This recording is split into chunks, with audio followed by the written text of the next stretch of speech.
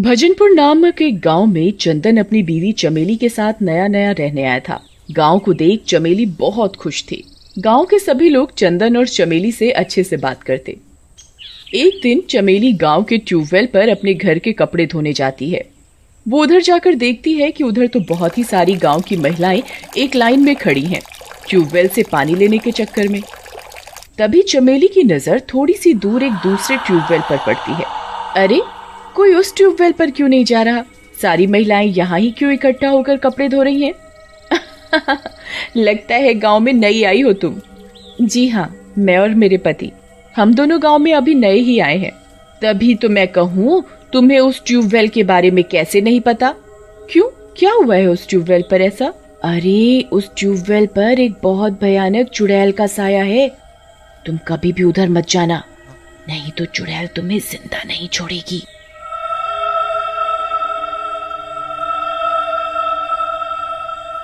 चमेली उस औरत की बात सुनकर बहुत घबरा जाती है। वो उसी ट्यूबवेल पर कपड़े धोती है जिस पर गांव की सारी महिलाएं धो रही होती हैं, और कपड़े धोकर वो अपने घर लौट जाती है। घर लौटने के बाद चमेली अपने पति चंदन से बात करते हुए, सुनो जी, एक बात बताओ। हाँ, पूछो चमेली, क्या हुआ? हमारे गांव में एक ही ट्यूबवेल है और सारी गांव की औरतें उसी ट्यूबवेल पर कपड़े धोती हैं।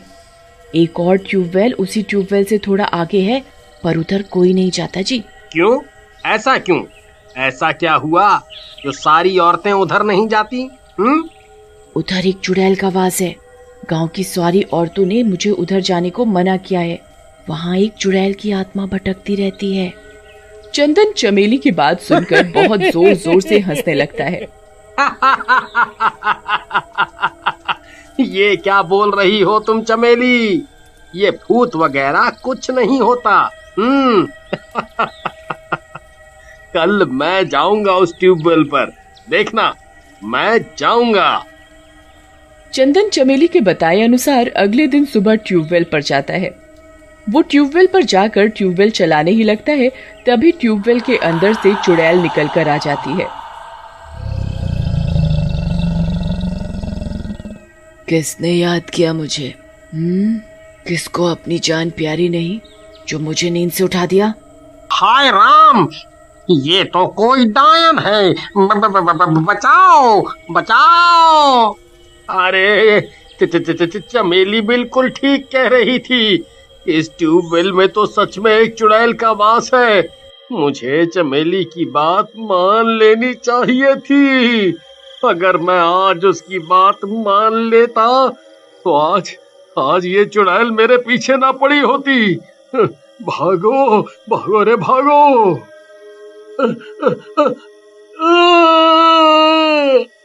चंदन चुड़ैल को देखकर भागने लगता है। चंदन जैसे ही भागने लगता है, चुड़ैल उसे खुद ब खुद अपनी तरफ खींच लेती है। आज तू मर जाएगा, आज तेरा खात्मा है। मैं आज तुझे जिंदा मार डालूंगी। अरे अरे नहीं नहीं, अरे नहीं, मुझे माफ कर दो, मुझे माफ कर दो। देखो, मैं इस गांव में नया आया हूँ, मुझे कुछ नहीं पता था इस ट्यूबवेल के बारे में। मुझे मत मारो, मैं अभी जीना चाहता हूँ, मैं जीना चाहता हूँ। मुझे मत मारो, मुझे मत मारो। चंदन गिड़गिड़ाकर चुड़ैल से बचने की भीख मांग ही रहा होता है, तभी चुड़ैल की नजर ट्यूबवेल से निकले पानी पर पड़ जाती है। पानी में चुड़ैल को उसकी परछाई दिखती है। चुड़ैल उस परछाई को एक दूसरी चुड़ैल समझने लगती है। अरे, ये कौन चुड़ैल आ गई मेरी जगह पर? इस ट्यूबवेल पर तो सिर्फ मेरा ही राज है। मैं ही इस ट्यूबवेल में रहती हूँ। किसकी इतनी हिम्मत हुई जो मेरी जगह आकर बैठ जाए? मैं अभी इसे ट्यूबवेल से बाहर निकालती हूँ। चुड़ैल अपनी परछाई से बात कर ही रही होती है, तभी इस बात का फायदा उठाते हुए चंदन वहाँ से भाग निकलता है। भागो, भागो भाई भागो, इस ट्यूबवेल में चुड़ैल है। भागो रे भागो, अपनी जान बचाकर भागो। चंदन एक क्षण भी खराब ना करते हुए सीधा अपने घर की ओर जाता है। वो घर जाकर सारी बात अपनी बीवी चमेली को बताता है। अरे अरे, चमेली, चमेली, मुझे बचाओ, मुझे बचाओ, मैं मर जाऊंगा। मुझे बचाओ, मुझे बचा लो। क्या हुआ जी, आप ठीक तो है ना? तुम ठीक कह रही थी। उस ट्यूबवेल में एक सच की बहुत भयानक चुड़ैल है।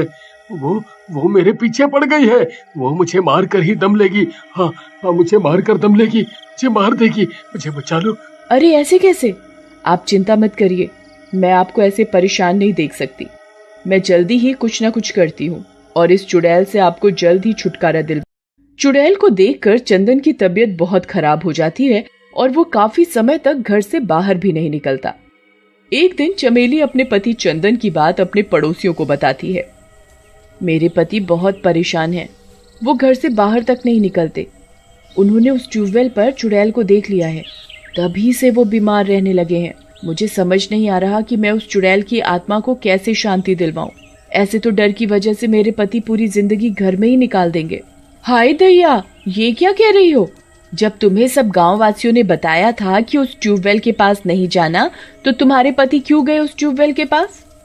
अरे मैंने बहुत मना किया था अपने पति को उधर जाने के लिए, पर उन्होंने मेरी एक न सुनी और उधर चले गए। तभी से वो चुड़ैल से बहुत डर गए हैं और घर से बाहर एक कदम भी नहीं रखते हैं। हाँ, हमें उस ट्यूबवेल वाली चुड़ैल का कुछ इलाज तो जरूर करना चाहिए। वो हमारे गाँव वासियों के लिए बहुत खतरनाक है। साथ ही हमारे गाँव में एक ही ट्यूबवेल है, इस चक्कर में हमें बहुत दिक्कत होती है। हाँ, तुम सही कह रही हो, लेकिन हम ऐसा क्या करें जो वो चुड़ैल ये गांव छोड़कर हमेशा हमेशा के लिए चली जाए। चमेली की पड़ोसी चमेली को बालाजी की भभूति देती है और उस ट्यूबवेल पर जाकर उसे लगाने को बोलती है। चमेली अपनी पड़ोसिन के बताए अनुसार अगली सुबह ट्यूबवेल पर जाती है। चमेली को ट्यूबवेल पर देख चुड़ैल बाहर आ जाती है। किसने याद किया मुझे आज? मैं बहुत दिनों बाद बाहर आई हूँ आज। चमेली को देख चुड़ैल जोर जोर से हंसने लगती है। अच्छा, आज तेरी मौत मेरे पास खुद चल कर आई है। मैं तुझे कच्चा खा जाऊंगी, तुझे नहीं छोड़ूंगी मैं किसी भी कीमत पर। चुड़ैल चमेली को मारने के लिए आगे बढ़ती ही है, तभी चमेली अपनी पड़ोसन की दी हुई भभूति उस ट्यूबवेल पर लगा देती है। अरे ये क्या कर दिया तूने पागल औरत? क्या चाहती है तू? मिटा इस भभूति को मेरे ट्यूबवेल से। मैं तुझे जिंदा नहीं छोड़ूंगी। नहीं तो तू मुझे क्या मारेगी? अब तो तू खुद नहीं बचेगी। इस भभूति में बहुत ताकत है, ये तेरा सर्वनाश कर देगी। भभूति के लगते ही चुड़ैल बहुत जोर जोर से रोती चिल्लाती है, पर चमेली उसकी एक नहीं सुनती। चुड़ैल रो रो कर गायब हो जाती है। तभी से ही गांव के सारे लोग उस ट्यूबवेल पर भी पानी लेने चले जाते थे और किसी को भी चुड़ैल का डर नहीं रहता। एक गांव में एक चरवाहा रहता था। वह रोज की तरह अपनी भेड़ों को जंगल में चराने के लिए ले जा रहा होता है। सब कुछ सामान्य चल रहा होता है, तभी बहुत तेज चीख की आवाज आती है।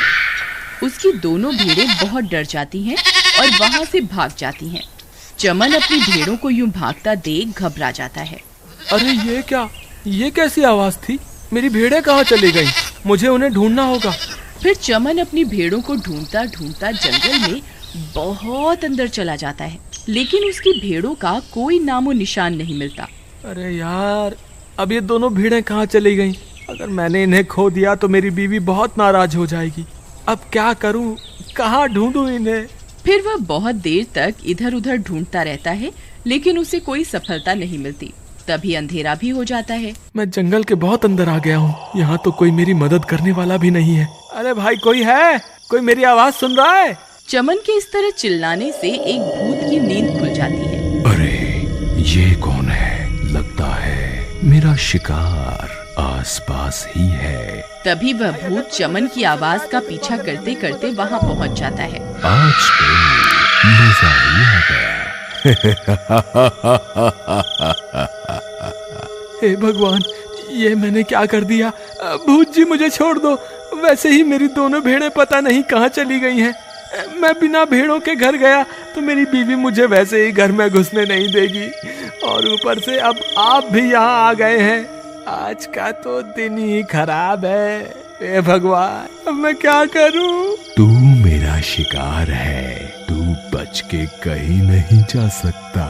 फिर इतना बोलकर भूत चमन के अंदर घुस जाता है। अरे ये मुझे क्या हो रहा है? फिर चमन अपने घर की ओर चल देता है। थोड़ी देर में वह अपने घर पहुंच जाता है। वहाँ उसकी बीवी पहले से ही बहुत देर से उसका इंतजार कर रही होती है और वह बहुत गुस्से में होती है। आ गए? कहाँ थे इतनी देर से? मैं कब से तुम्हारा इंतजार कर रही थी। अगर आगे से देरी से आए तो घर के बाहर ही सोना पड़ेगा, समझ गए? और ये क्या, भेड़े कहाँ हैं? भेड़ों को कहाँ छोड़ा है? कहीं उन्हें किसी को बेच तो नहीं आए? हाय राम। मेरा सर दर्द मत कर, घर आते ही चिक चिक चालू कर दी। चल जा, मेरे लिए पानी लेकर आ। अरे दैया रे दैया, तुम्हारी इतनी हिम्मत कैसे हुई जो मुझ पर हुक्म चला रहे हो? कल की मार भूल गए क्या? फिर से याद दिलाऊं? अच्छा, अब तू मुझे मारेगी? तेरी इतनी हिम्मत? रुक, तुझे अभी बताता हूँ। अरे मर गई रे, मर गई। अरे बचाओ बचाओ, कोई तो मुझे बचाओ। हाय रे, आज इन्हें क्या हो गया? इनमें इतनी ताकत कहाँ से आ गई? रोज तो मेरे आगे भीगी बिल्ली बनकर रहते थे, आज ये शेर कैसे बन गए? मुझसे गलती हो गई राजा जी, मुझे माफ कर दो। आप मेरे पति परमेश्वर हैं, आप जैसा कहेंगे मैं वैसा ही करूंगी, मुझे माफ कर दो। अब आया ना ऊंट पहाड़ के नीचे, चल जा यहाँ से और मेरे लिए कुछ खाने को लेकर आ, मुझे बहुत भूख लगी है।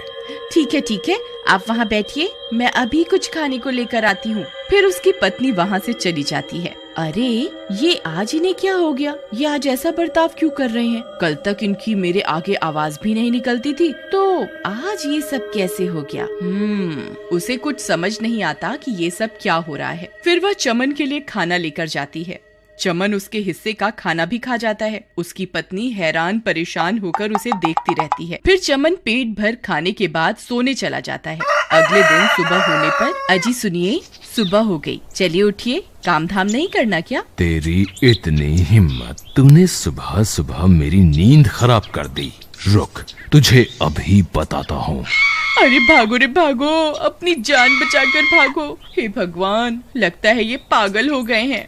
फिर वो भागती भागती पड़ोस के घर में घुस जाती है। चमन भी उसका पीछा करने लगता है, लेकिन वो जैसे ही अपने घर से बाहर निकलता है वो जलने लगता है, क्योंकि वो दिन की रोशनी बर्दाश्त नहीं कर पाता। मुझे अभी वापस अंदर जाना होगा।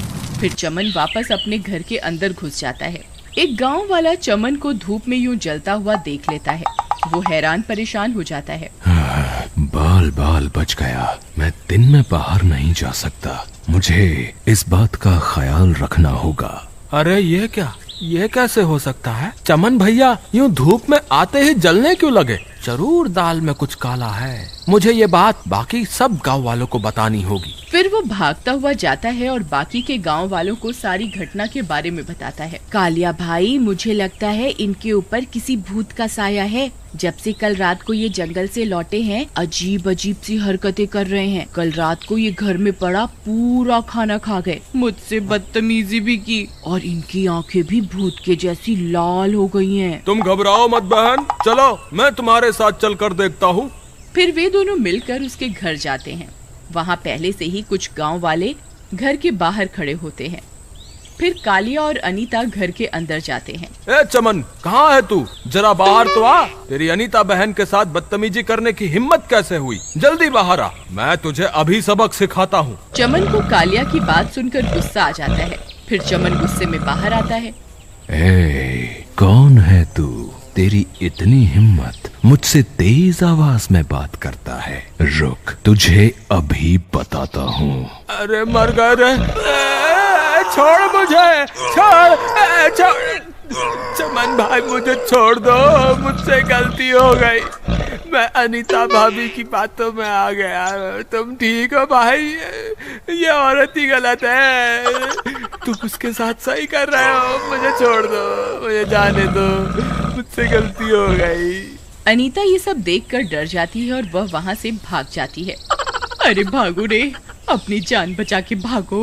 अनीता बहन, अंदर क्या हो रहा है? ये कैसी आवाजें आ रही हैं? तभी चमन कालिया को उठाकर घर से बाहर फेंक देता है। अरे मर गया रे, इसने तो मेरी टांग ही तोड़ दी। कालिया भाई, आप ठीक तो है ना?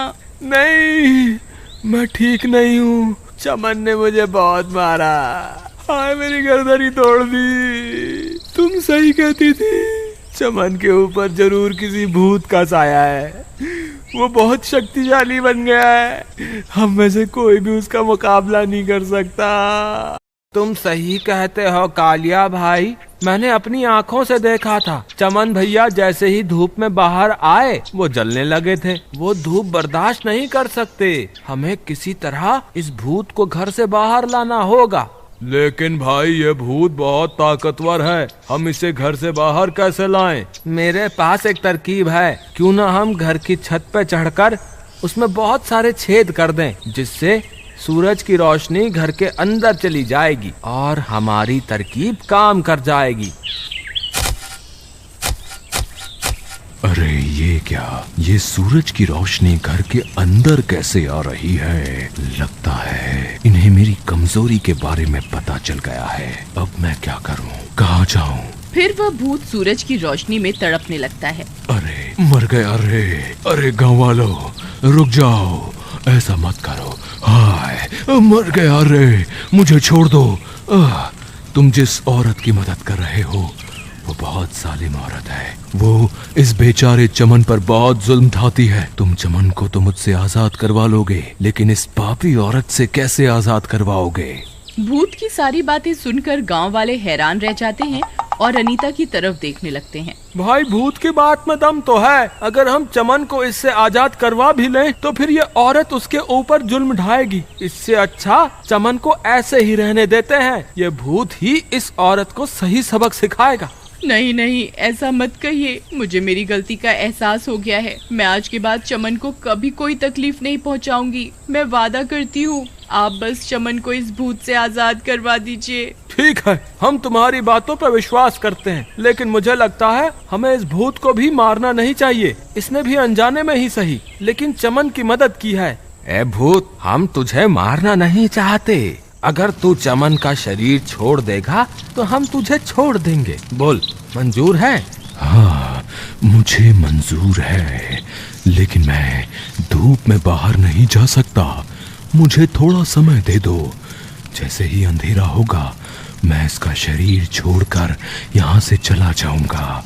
हाँ ठीक है, फिर रात होने तक हम सब यहीं इंतजार करते हैं। थोड़ी देर में रात हो जाती है और अंधेरा होते ही भूत चमन के शरीर से बाहर निकल जाता है। मुझे माफ कर दो, मैंने तुम्हारे शरीर पर कुछ देर के लिए अपना कब्जा कर लिया था, लेकिन मैंने तुम्हारी पत्नी को सही सबक सिखा दिया है।